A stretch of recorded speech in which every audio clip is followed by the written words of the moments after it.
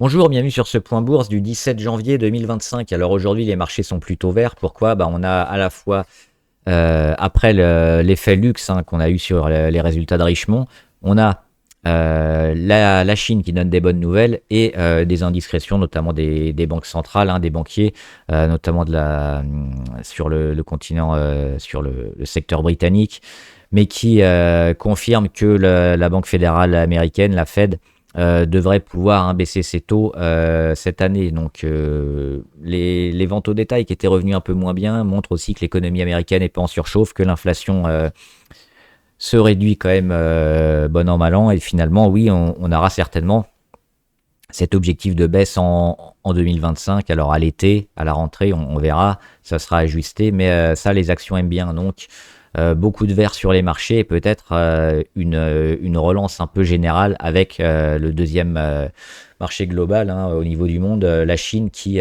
donne des bonnes nouvelles. Alors comme d'habitude avant de commencer, je rappelle que les informations et analyses données sur cette chaîne sont données à titre indicatif et ne peuvent pas être considérées comme un conseil en investissement. L'investissement en bourse est risqué et vous êtes responsable de tous les investissements que vous faites. Le graphe qu'on a ici, c'est le PIB de la Chine en trimestre. Premier, deuxième, troisième, quatrième ici. Et le quatrième trimestre, donc sur la Chine, il est revenu, on le voit, hop, avec les chiffres ici, à 5,4. On était à 4,6. On espérait un peu mieux à 5, qui est à peu près l'objectif de la Chine au niveau de la croissance. Et on l'a dépassé. Et pas d'un peu, on l'a dépassé à 5,4. Ça fait presque 10% d'écart.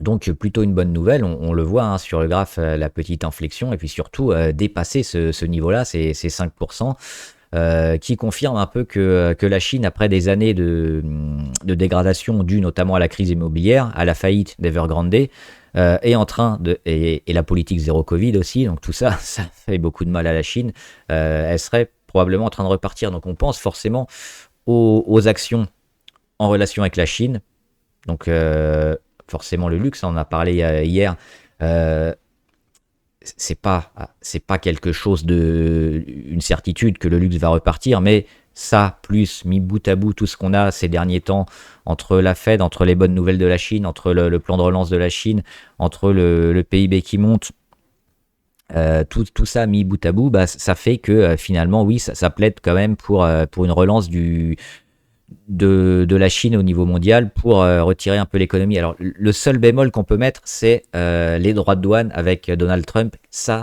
peut handicaper grandement les marchés. S'il y a une guéguerre qui est un peu trop forte, et on risque d'avoir une guéguerre, alors la question c'est de savoir est-ce que ça va être moyennement impactant ou pas. Quand on connaît Donald Trump, on peut être un petit peu inquiet parce qu'on sait qu'il va encore en faire des siennes. Mais oui, a priori, la Chine est en train de repartir, donc on pense à toutes ces actions-là, luxe et puis secteur Chine. Ça devrait être positif pour les prochains mois et le marché devrait l'acheter. On a des premiers signes aujourd'hui, c'est je pense, les premiers signes qu'on a eu depuis le mois de septembre et la rentrée où la Chine a mis son plan de relance. Les actions ont monté, les actions ont descendu, on attendait les effets sur l'économie, et les effets, on les a peut-être aujourd'hui, enfin, en chiffres macro qui nous montrent que ça va bien. Donc à vérifier avec les actions, à vérifier avec les autres chiffres qui vont tomber ces prochaines semaines et ces prochains mois, mais c'est plutôt une bonne nouvelle pour un retournement sur la Chine. Avant de faire les actions, les indices, on va regarder rapidement les matières premières. Le Brent qui a bien monté, qui est toujours haussier, alors ça consolide peut-être un peu, mais 80, c'est relativement élevé, on le voit. Et avec ces bonnes nouvelles sur le marché américain, sur la Chine, alors on reviendra peut-être sur les 76, mais le Brent il risque de rester haut, porté par une demande qui... alors on a toujours plus d'offres que de demandes sur le pétrole, mais... oui, ces bonnes nouvelles qui viennent de la Chine devraient permettre au pétrole de rester plutôt haut, aux pétrolières de remonter parce elles ont pris un coup dans le museau pour beaucoup. On l'a vu avec Total qui est déjà en train de remonter, qui confirme bien, et Exxon aussi, donc ou Valourec. Donc beaucoup de valeurs devraient en profiter et retrouver des niveaux intéressants. On verra sur les marges de raffinage, puisque là c'était le problème depuis quelques mois sur les valeurs. Mais oui, la dynamique demande et pétrole plutôt favorable. Donc secteur énergie qui devrait bien commencer 2025.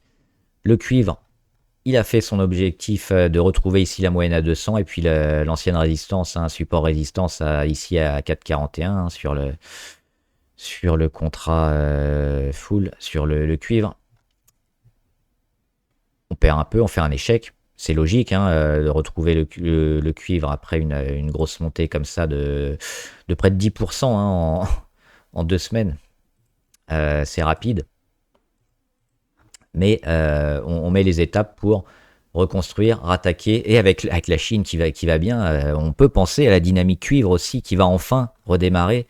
C'est ce qu'on attendait certainement, donc pas le moment de quitter sur le cuivre, au contraire, plutôt à se réinvestir et puis penser aussi éventuellement au palladium qui me semble favorable pour la Chine, pour le secteur auto, qui est dans des configurations déjà très basses, et puis le secteur auto allant mieux, on devrait pouvoir le voir performer.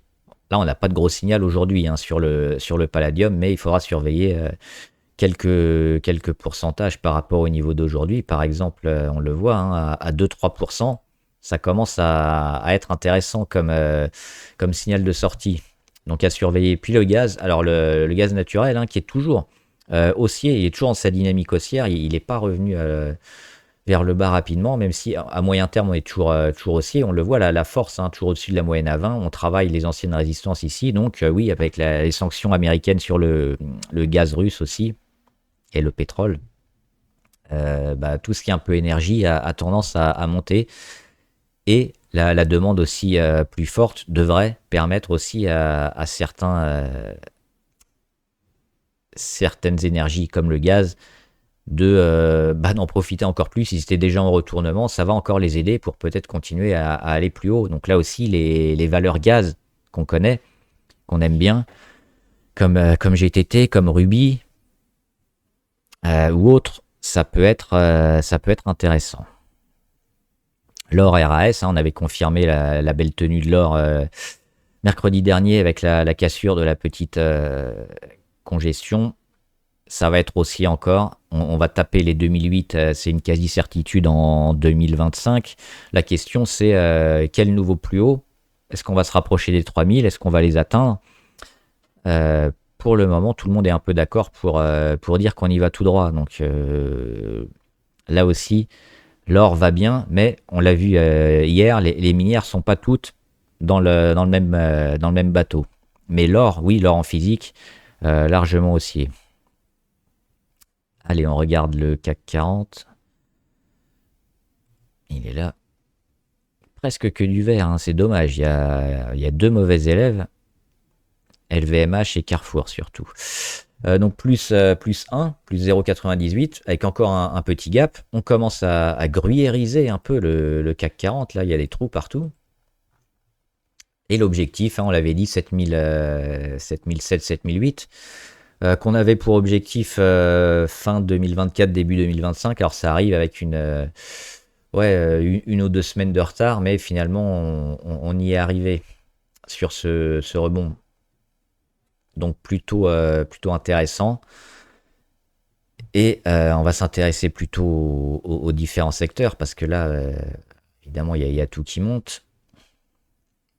Mais si on veut jouer éventuellement l'indice, il faudra être suivi par le luxe qui a déjà beaucoup monté, mais qui a peut-être encore un petit potentiel. On l'a dit, quelques incertitudes hier, mais aujourd'hui on a un peu plus confiance. Donc, et avec éventuellement de la rotation sectorielle sur les autres, ça peut maintenir le CAC haussier pour retrouver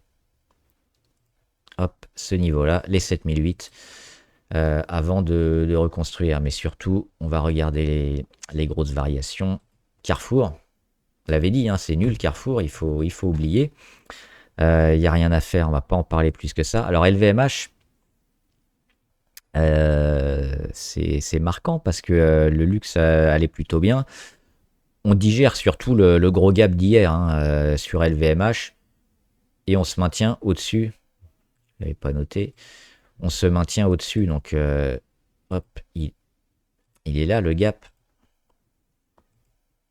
entre les 653 et 678.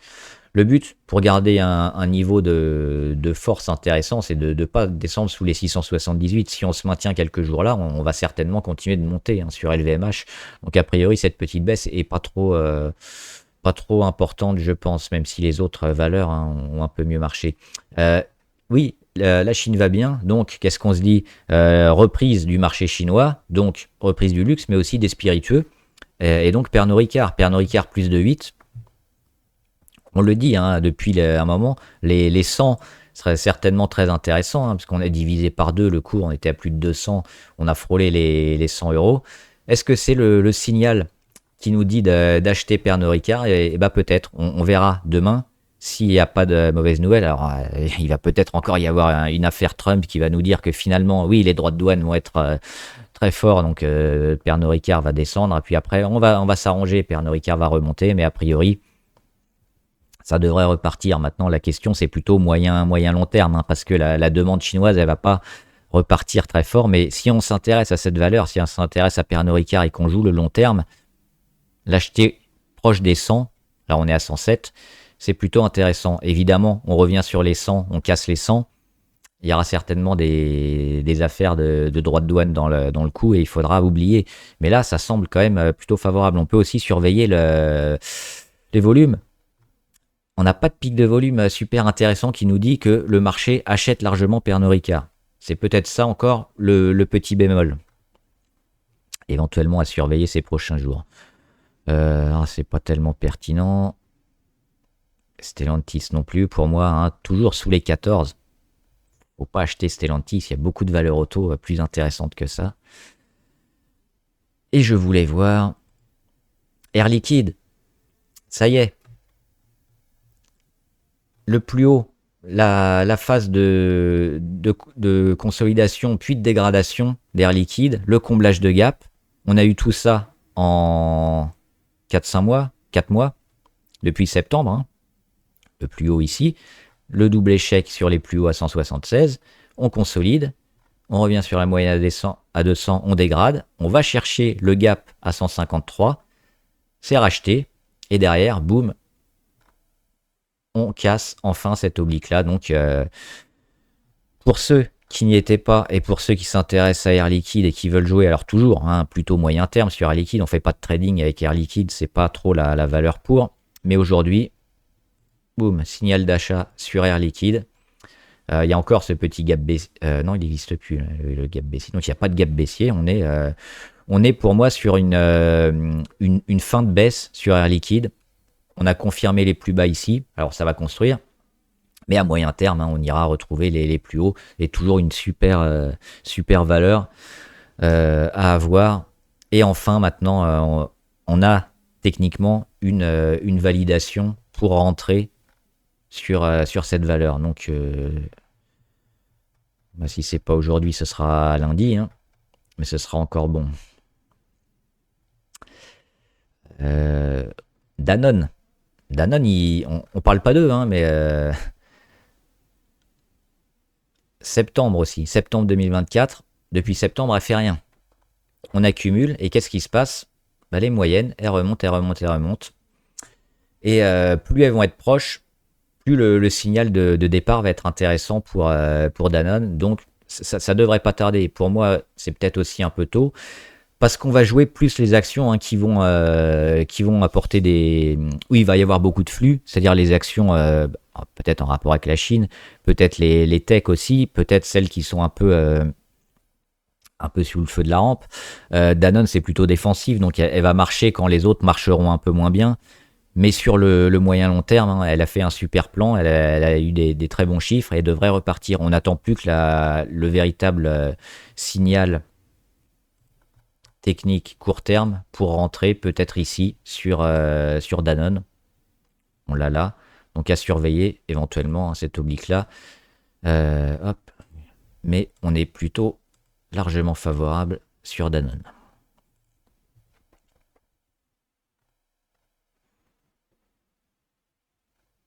L'Oréal, c'est bien aussi, hein, c'est plutôt aussi à mettre dans le luxe. On retrouve des volumes qui reviennent. Et puis cette petite phase de congestion qui nous avait mis en... Alors, c'est pas très bien ici. Oui, qu'on avait cassé hier. Et on confirme aujourd'hui, et surtout ce niveau-là, hein, moi que je surveillais, les 342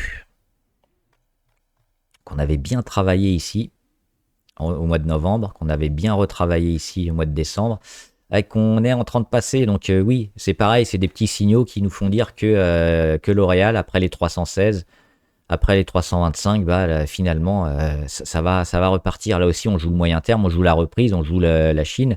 Techniquement, c'est pas du signal court terme super favorable, mais dans une optique moyen terme et dans un contexte favorable, ça peut être intéressant de se replacer sur L'Oréal. Et Schneider, magnifique Schneider, encore un plus haut. Bon, on en parle tout le temps, hein, Schneider. C'est un peu comme du Publicis ou du Air Liquide. Belle valeur qui monte tout le temps et qui a des raisons de monter, notamment pour les data centers, hein, et la gestion de l'électricité de ces data centers, dont Schneider, hein, est un des acteurs importants et gagne de plus en plus d'argent avec ça. Donc oui. Et là, on le voit, hein, on a fait pas mal d'échecs sur les 247 et finalement, on continue la progression. Donc, plutôt une valeur, hein, ouais, défensive, mais à voir, c'est toujours intéressant d'avoir ce type de valeur qui a une grosse visibilité, comme Airbus aussi. Donc, il ne devrait pas avoir de problème ces prochaines années. Donc, pas forcément un gros rendement, pas forcément des pourcentages importants, mais une bonne valeur qui devrait être vert à la fin de l'année.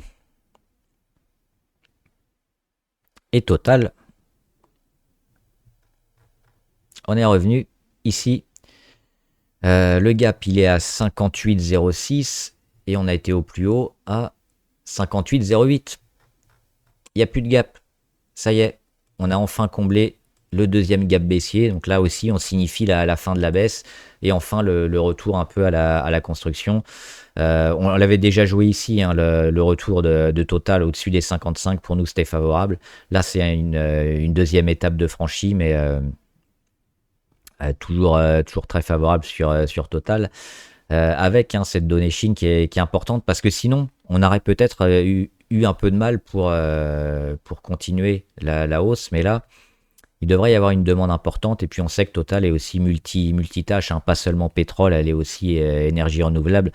Ça peut l'aider dans différents cas, hein, d'économie plus ou moins résiliente.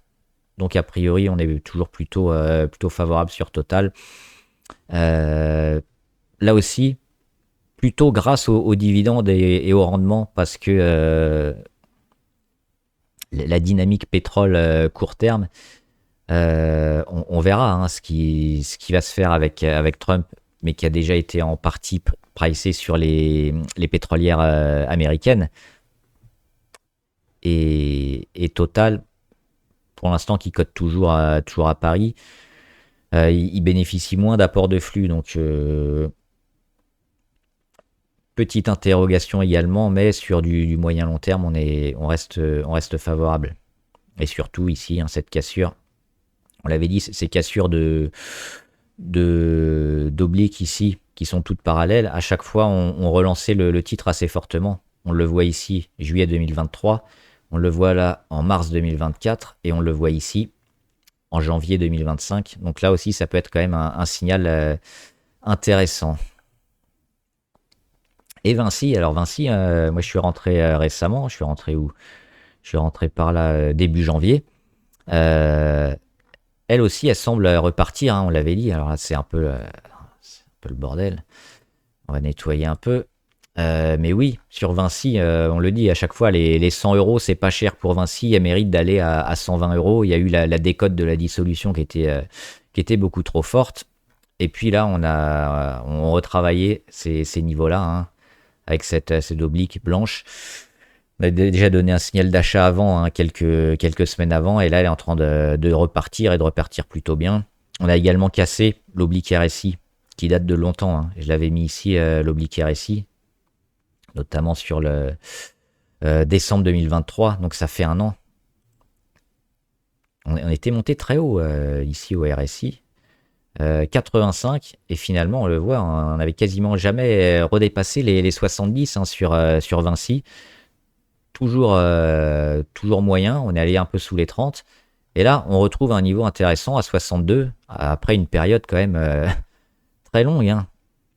Décembre, ça fait un an. Ça fait un an qu'on n'a pas cassé l'oblique RSI, donc c'est extrêmement long. Et on vient enfin de le casser aujourd'hui, donc souvent ça précède les prix. Donc là, déjà, les prix sont en train de s'envoler. On peut espérer taper une troisième fois hein, cette oblique-là et puis relancer un peu la machine. Pour moi, c'est une décote qui est injuste, qui est injustifiée, qui est due à la peur du politique notamment hop, et de la dissolution et qui devrait mécaniquement remonter. Et là aussi, on est plutôt positif avec la dimension énergie, hein, Vinci Énergie, qui se développe de plus en plus. C'est comme Schneider Electric avec sa division data center, où ils gèrent l'énergie pour consommer moins d'énergie pour leurs clients. Là, c'est pareil pour Vinci, où ils produisent de l'énergie, et avec le retour hein, de la Chine, le retour des marchés, ça devrait les booster. Voilà, j'ai déjà fait un peu long, on va faire rapidement 2-3 actions du portefeuille. S'il y en a qui sont intéressantes, oui, c'est juste pour voir les techs, Alphabet, qui arrête pas hein, de consolider à plat. Ça, c'est un gros signe de force. On voit la consolidation au niveau MACD, on est au-dessus, inversion de tendance, on voit les listes rouges. Normalement, le prix descend. Voilà, le prix fait quoi? Il fait rien, il reste à plat. Donc, une fois que la consolidation sera terminée, on devrait avoir un retour du prix vers le haut. Et sur Amazon, c'est un peu pareil. Une consolidation. Alors, on le voit bien sur Amazon, hein, l'oblique, elle est très pertinente. 1, 2, 3, 4, 5 points d'impact, avec toujours des cours qui font échec. Le jour où ça casse, ça fera un peu comme sur Taiwan Semiconductor, hein, ça va casser ici, ça va travailler dans le triangle, ça va casser les 233, mais à moyen terme, on est largement favorable. Et puis, oui, Ferrari, alors si vous n'êtes pas encore dessus, c'est toujours le moment, hein. Moi je suis rentré récemment sur Ferrari. Cette oblique-là aussi, elle a été validée, 456, 437, et puis là, 2 fois, on vient de la toucher. 427, 426. Donc pareil, une fois qu'on casse cette oblique-là, on signale une reprise du cours qui est haussier. On a des rachats en permanence sur les 407. On a le luxe qui reprend un peu. Donc Ferrari devrait bien performer.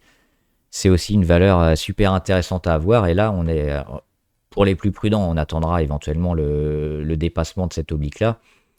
Mais moi, je suis déjà rentré. Et enfin...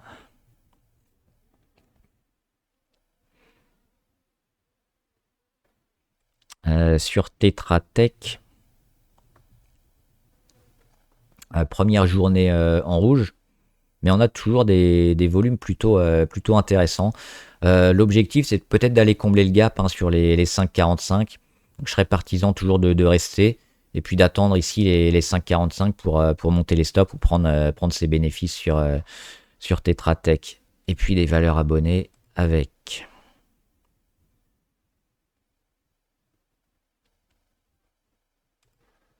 Est-ce que c'était celle-là?